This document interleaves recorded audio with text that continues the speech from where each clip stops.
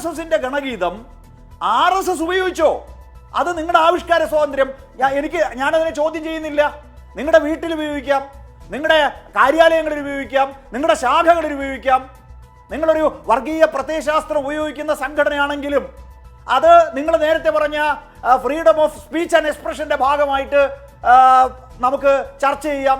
പക്ഷേ കുറച്ച് പാവപ്പെട്ട ഈ രാജ്യത്തെ ആളുകളുടെ മുന്നിലേക്ക് അവരെ കബളിപ്പിക്കുകയല്ലേ, മൈനറായിട്ടുള്ള കുട്ടികളെ കൊണ്ടുവന്ന് RSS ഉപയോഗിക്കുന്ന RSSന്റെ പ്രത്യയശാസ്ത്ര പരിപാടിയുടെ ഭാഗമായിട്ടുള്ള ഒരു ഗാനം ആലപിച്ച് അതങ്ങ് അടിച്ചേൽപ്പിച്ച് ഇന്ത്യൻ റെയിൽവേയിലെ ഉദ്യോഗസ്ഥർ നിങ്ങളാണോ ശമ്പളം കൊടുക്കുന്നത്?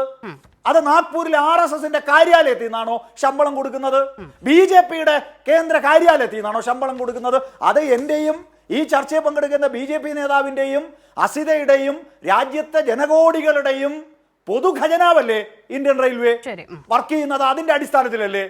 അവിടെ ഊന്നി പ്രവർത്തിക്കുന്ന മതനിരപേക്ഷതയുടെ ഭാഗമായ നമ്മുടെ ദേശഭക്തി ഗാനങ്ങൾ ആലപിക്കണം, നമ്മുടെ ദേശീയതയുടെ ഭാഗമായ ഗാനങ്ങൾ ആലപിക്കണം. നിങ്ങൾ RSSന്റെ കാര്യാലയത്തിൽ എല്ലാ ദിവസവും ശാഖ നടത്തുമ്പോൾ ഉപയോഗിക്കുന്ന പാട്ടെടുത്തു വെച്ച് ഇതാണ് ഇന്ത്യയുടെ ദേശീയ ഗാനമെന്നും ദേശഭക്തി ഗാനമെന്നും പറഞ്ഞാൽ അതൊക്കെ എങ്ങനെ അംഗീകരിക്കാൻ പറ്റും? അതിനെക്കുറിച്ച് വിമർശനം ഉന്നയിച്ചാൽ അത് ആവിഷ്കാര സ്വാതന്ത്ര്യമാണെന്ന് എങ്ങനെ പറയാം? ആവിഷ്കാര സ്വാതന്ത്ര്യം ആർക്ക്? വ്യക്തികൾക്കല്ലേ. ഇന്ത്യൻ റെയിൽവേക്ക് ആവിഷ്കാര സ്വാതന്ത്ര്യം എന്ന് പറയുന്ന പൗരനുള്ള, ഈ രാജ്യത്തെ പേഴ്സണുള്ള വ്യക്തികൾക്കുള്ള ഒരു അവകാശം ഉപയോഗിച്ചുകൊണ്ട് BJPയുടെ തെരഞ്ഞെടുപ്പ് ഗാനം പ്രക്ഷേപണം ചെയ്യാൻ പറ്റുമോ? BJPയുടെ രാഷ്ട്രീയ ഗാനങ്ങൾ പ്രക്ഷേപണം ചെയ്യാൻ പറ്റുമോ? RSSന്റെ വർഗീയ വിഭജന രാഷ്ട്രീയത്തിന്റെ പ്രസംഗങ്ങൾ ടെലികാസ്റ്റ് ചെയ്യാൻ പറ്റുമോ? അങ്ങനെ ഇന്ത്യൻ റെയിൽവേയും ആകാശവാണിയും ദൂരദർശനും ഒക്കെ പ്രക്ഷേപണം ചെയ്താൽ ഇതൊരു സെക്കുലർ രാജ്യം അല്ലാതാകും. ഇതിപ്പോഴും ഒരു സെക്കുലർ രാജ്യമാണ്. സെക്കുലർ കോൺസ്റ്റിറ്റ്യൂഷൻ ആണ് ഇവിടെ ഉള്ളത്. BJP അട്ടിമറിക്കാൻ ശ്രമിച്ചുകൊണ്ടിരിക്കുന്നുവെങ്കിലും ഒരു സെക്കുലർ രാഷ്ട്രത്തിൽ, ഒരു സെക്കുലർ കോൺസ്റ്റിറ്റ്യൂഷന് കീഴിൽ, ഒരു സെക്കുലർ സ്റ്റേറ്റ് കോൺസെപ്റ്റിന് കീഴിൽ BJPയും RSSും അവരുടെ കുടുംബങ്ങളും ഉപയോഗിക്കുന്ന RSSന്റെ ഗാനമെടുത്ത് freedom of speech and expression എന്ന് പറഞ്ഞാൽ ഈ രാജ്യത്ത് ആരെ അംഗീകരിക്കാൻ പോകുന്നത്? നിങ്ങളുടെ കയ്യിൽ അധികാരമുണ്ട്. ആ അധികാരം ഉപയോഗിക്കുന്ന റെയിൽവേ ഉദ്യോഗസ്ഥന്മാരെ BJP സമ്മർദ്ദം ചെലുത്തുന്നു, നിർബന്ധിക്കുന്നു. അപ്പോ BJP ഇരിക്കാൻ പറഞ്ഞാൽ അതിനപ്പുറം ചെയ്യുന്ന ഇന്ത്യയിലെ റെയിൽവേ മേധാവിമാർ, മേലാളന്മാർ കുട്ടികളെ കൊണ്ട് ഇത് നിർബന്ധിച്ച് പാടിപ്പിക്കുന്നു. എന്നിട്ട് ഇതിനൊരു ദേശീയ ഗാനത്തിന്റെ പരിവേഷം ഉണ്ടാക്കാൻ ശ്രമിക്കുന്നു. ഉത്തര കന്നഡയിലെ BJPയുടെ MP വിശ്വേശ്വർ കഗേരി പറയുന്നു ദേശീയ ഗാനമായിട്ട് ജനഗണമനയെ മാറ്റണം.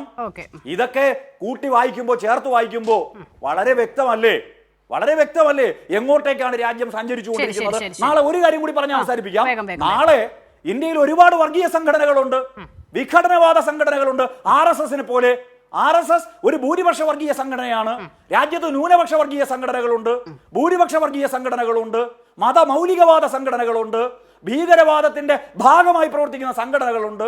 അവരെല്ലാം ഇത്തരം അവരവരുടെ പ്രത്യയശാസ്ത്രം പേറുന്ന, അവരവരുടെ വർഗീയ രാഷ്ട്രീയത്തെ പേറുന്ന നിലപാടുകളെ രാജ്യത്തിന്റെ നിലപാടുകളായി അംഗീകരിക്കണമെന്ന് പറഞ്ഞാൽ അതിന്റെ മുമ്പ് കുമ്പിടണോ നമ്മള്?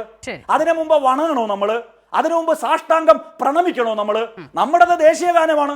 ആ ദേശീയ ഗാനത്തെ ഞങ്ങൾ ബഹുമാനിക്കുന്നു, ആദരിക്കുന്നു. ദേശഭക്തി ഗാനങ്ങൾ, ഒരുപാട് ദേശഭക്തി ഗാനമുണ്ട്. ഇത് ദേശഭക്തി ഗാനമായിട്ട് ഇന്ത്യയിൽ എവിടെയാണ് അംഗീകരിക്കപ്പെട്ടത്? ഇത് നിങ്ങളുടെ RSSന്റെ രാഷ്ട്രീയത്തിന്റെ ഭാഗമായിട്ട് രൂപപ്പെട്ട പാട്ടാണ്. ആ പാട്ട് നിങ്ങൾ പാടിക്കോ. അത് ഇന്ത്യൻ റെയിൽവേയെ കൊണ്ടും ആകാശവാണിയെ കൊണ്ടും ദൂരദർശനെ കൊണ്ടും പാടിപ്പിക്കാൻ കഴിയില്ല.